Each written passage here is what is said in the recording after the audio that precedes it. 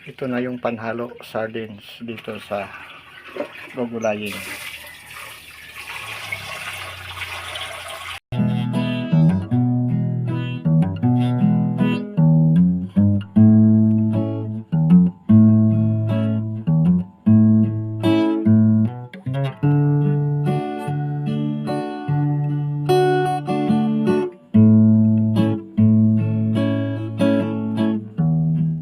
Ang punong kahoy na ito ay hindi masyadong kilala na masarap itong gulay. Ang tawag dito ay sa Region 5 ay ug-ug. Sa ibang lugar ay hindi ito po ginugulay at hindi nila alam gulayin. Kahalintulad din ito sa similarity ng langka. Bababa tayo, mataas. Op. At diyan may bunga, malapit lang. Hit. Hindi tayo makababa. Mataas. Mataas dito lampas tao. Pwede pala dito dumaan nagpakahirap pa ako para doon tumungtong sa kabila. Pala dito daanan. At dito, ayan, meron tayong malapit lang ito. Ito yung ginugulay. Ayan siya. Wow. Ayun. Ayan. Dito lang kanya sanga. Pataas. Ayan At ayun yung puno palaki. Ayan. At doon kumuha sa taas. Doon. Ayan. Doon ako kanina nagpwesto. Doon yung kinuwaan. Pero meron pala sa baba. Dito pala ang malapit. Ayan. Ang ganda at presko ito gulayin. Abot na dito yung mga dahon ng saging. Ayan. No.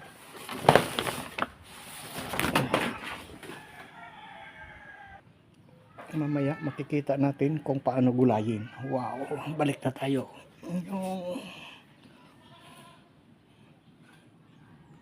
Marami siyang bunga. Ayan Manguha tayo ng gulay. At dito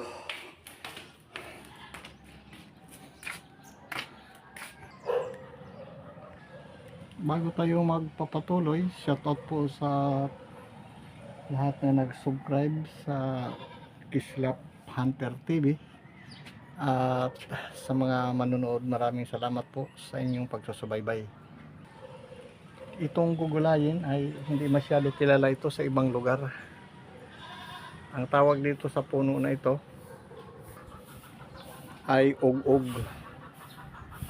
Kahalintulad din niya ang kulay sa langka. Ayan. Bago siya magbunga, ito muna. At dito magkukuha ng panggulay.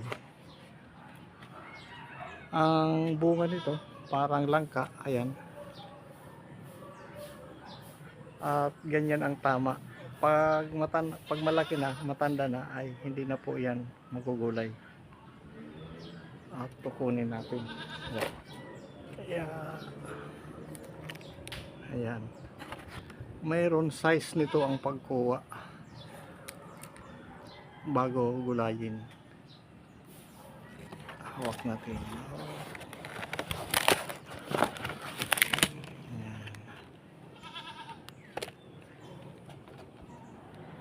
Bagong pitas. Ayan, tigas. Ayun, wow. Nagdagta. Ayan na siya. Tumutulo yung ayan, yung dagta niya. Yun. Ayan.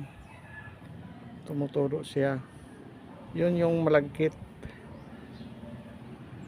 Ayan, ito ay yung tama na panggulay na bunga ng ug-ug na parang langka ang kanyang kulay. Malakas siya magdagtaw. At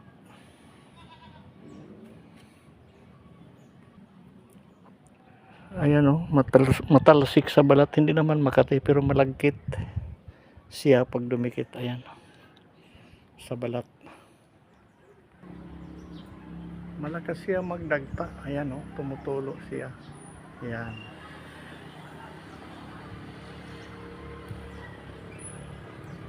At doon sa unahan, ayan, malaki na yon. Gurang na siya ang tawag, hindi na pwede gulayin yan. Ayan. Tapos na tayo magkuha. At ito na, may 4, pwede na ito gulayin. Mga ganito ang pinipili para hindi pa masyado matigas. Ito matigas-tigas na siya.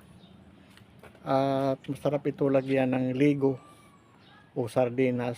Pwede ito sa bawan. Kung makikita sa mga iba, hindi pa masyado itong sa ibang lugar masyado kilala. Ang tawag dito ay ug-ug. Ayan. Sa Region 5 ito yung mga ginugulay. Kahit anong ihalo dito, kahit gataan pwede at masarap. At mamaya continuous tayo kung lalagyan natin ng sardinas or ligo.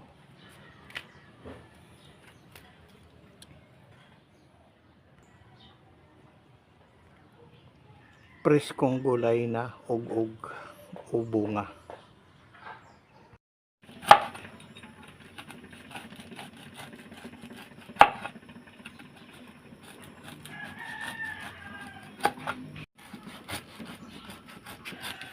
Katapos palang kabalatan, ito ay ibababad sa tubig. Ayan, bago hiwain.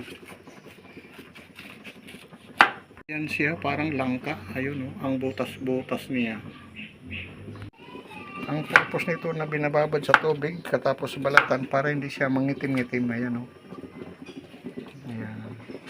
Kaya binababad siya sa tubig. Tapos balatan ay gagayatin na ganyan lang ang paggulay.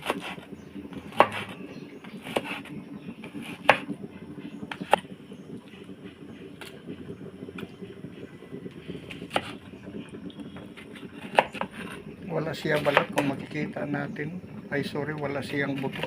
Ayan. At ito yung tamang paggulay at malambot pa ito. Ayan na siya. Malapit na isain. At nakaprepare na ang panhalong sardines. Lagyan lang ng mga ricado. Siyempre kasama no yung asin at saka yung pantimpla at magic sarap. Okay. Ayan, ready na yung sardines at idadunk na sa sinabawang gulay na ug-ug. Wow. Lalagyan natin ito ng kalamansi. Ayan na, kulong-kulo na. Ayan na yung sinabawan na gulay na presko na ug-ug. Okay na at luto na ito. Ready na for chow down. At ayan, may sardinas at ricado lang nga natural at pwede na pan ulam. Wow. Salamat po sa inyong panonood sa Kislap Hunter TV sa muli natin pagbabalik. Bye-bye!